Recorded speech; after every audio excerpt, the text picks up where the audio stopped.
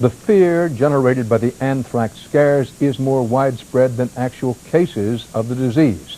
The hunt for clues and suspects includes everything from the biomarkers that would lead to the source of the germs to the postmarks that could eventually lead to the people who sent the letters. CBS's Lee Cowan is on the anthrax case. 3 weeks, 4 cities, and at least a dozen confirmed cases later, that Trenton, New Jersey postmark could be the first step on the trail to a suspect. While neither of the contaminated letters has a return address, New York's police commissioner said today they've traced letters with less. You'd be surprised.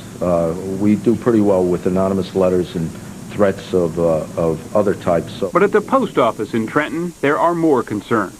At least 2 postal employees are now complaining of anthrax-like symptoms, and workers in 46 neighboring post offices are being tested for the anthrax bacteria. There are common flu-like symptoms. There's a headache. There's a mild grade fever. In Boca Raton, Florida, where anthrax first turned up nearly 2 weeks ago, 31 postal employees have tested negative, even though today investigators found a small amount of anthrax in their sorting facility. It's the same facility that handles the mail for American media, where the only fatal case of anthrax poisoning has been reported.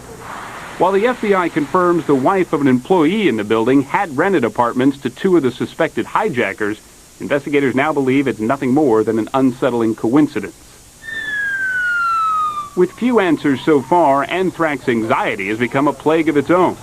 From offices that were evacuated to planes held on runways, some say fear has become more destructive than the spores themselves.